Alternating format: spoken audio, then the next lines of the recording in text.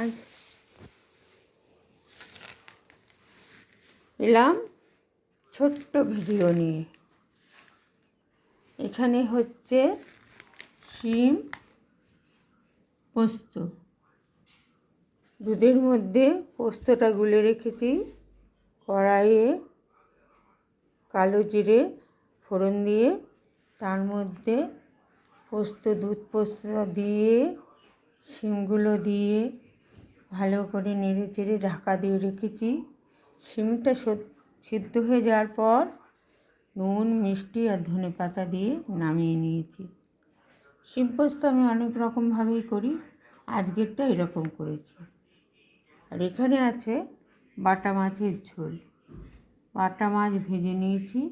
আমি একটা মশলা তৈরি করে রেখেছি। আদা, জিরে, ধনে, টমেটো আর কাঁচা লঙ্কা, ধনেপাতা দিয়ে বেটে রেখে দিয়েছি। ওটা মাছটা ভেজে কালো জিরে ফোড়ন দিয়ে ওখান থেকে 2 চামচ মশলা নিয়ে কষিয়ে মাছের ঝোল করা হয়েছে। আর হয়েছে এখানে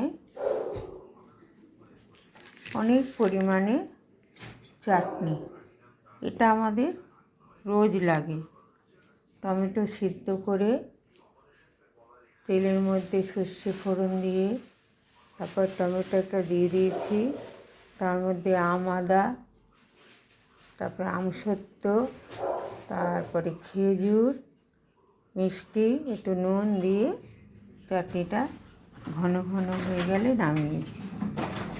এখানে আছে তিস্তা তোষার ভাত। এখানে আছে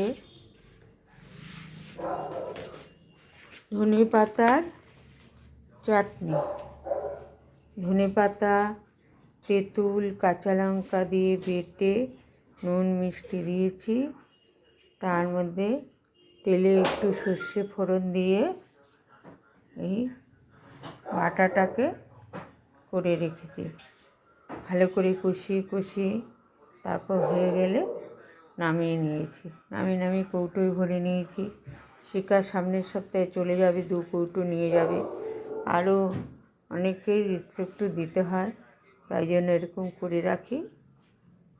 আর ওই দিকে চলছে রান্নাঘরে শিকার কাজ। ওদের মাংসটা এনেছে তিস্তা তোষা।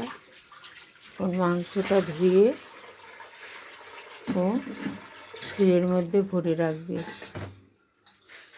10টা প্যাকেট তো হবেই, যতটা মাংস এসছে। তারপর তা থাকলে তো আমার কোনো চিন্তা করতে হয় না। আমি কখন কী খাবো সব কিছু দেখে। তবে এবারও শরীরটা খারাপ নিয়ে এসেছিলো বলে ও বিশ্রামই নিতে এসেছিলো এখানে, কারণ শরীরটা খুব খারাপ যাচ্ছে। ওই জন্য ওকে একটু বিশ্রামের মধ্যেই রেখেছিলাম। সামনের সপ্তাহে চলে যাবে, আবার যখন ইচ্ছা হবে আসবে। এই বাড়িতে ওর দরজা সবসময় খোলা। আমার মেয়েদেরও যেমন, বড় মেয়েও যেমন ইচ্ছে মতো আসে, শিখাও তেমন ইচ্ছে মতো আসে। যাই হোক, আজকে ভিডিওটা শেষ করলাম। আবার বলি, লাইক, কমেন্ট, শেয়ার করবেন বেশি বেশি করে। আবার আসবো কাল ভিডিও নিয়ে।